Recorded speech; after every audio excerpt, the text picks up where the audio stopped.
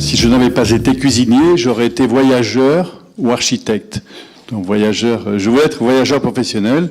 Bon, j'ai choisi d'être cuisinier d'abord et aujourd'hui je suis voyageur et architecte un peu des restaurants que je fais parce que j'ai une passion pour le design, pour l'architecture.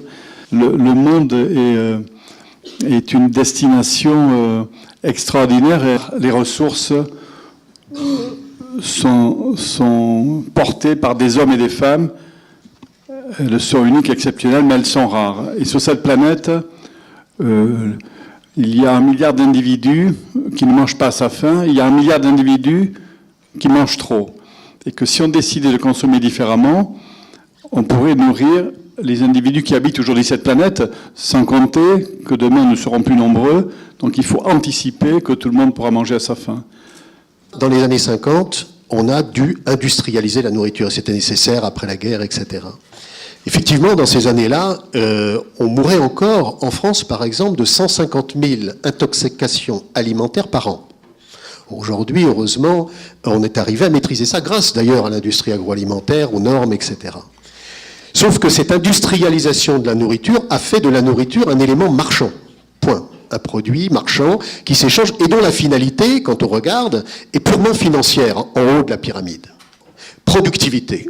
L'agriculture doit être productive, alors que l'agriculture doit nourrir les gens, avant même d'être productive. Aujourd'hui, toutes les prises de sang qu'on peut faire des Européens, et certains ministres l'ont fait, nous sommes totalement intoxiqués par cette chimie. Nous ingérons chaque jour, quoi que nous fassions, plus de 232 substances chimiques toxiques liées à l'industrie agroalimentaire, à ce que nous mangeons. Nous avons la responsabilité de mieux nourrir la population, puisque nous sommes dans les métiers de l'hospitalité. Vous allez héberger et vous allez nourrir.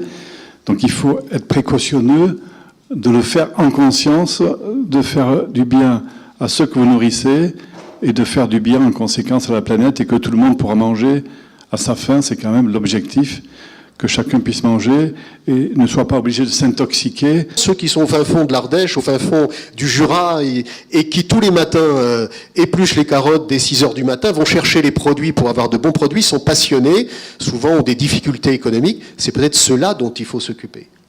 Et donc l'idée a été de dire, créons cette appellation, cautionnée par effectivement les grands chefs, et cette appellation, ce qu'on va demander, c'est un engagement militant. Nous avons décidé de vivre avec uniquement les cotisations, nous leur demandons 1 € par jour. Et quand un restaurant nous dit, certains nous l'ont dit aux producteurs, mais qu'est-ce que ça va m'apporter? Je leur réponds, strictement rien, ce que vous allez y mettre vous. Arrêtons d'attendre d'en haut, de je ne sais où, une aide. Prenons-nous en charge.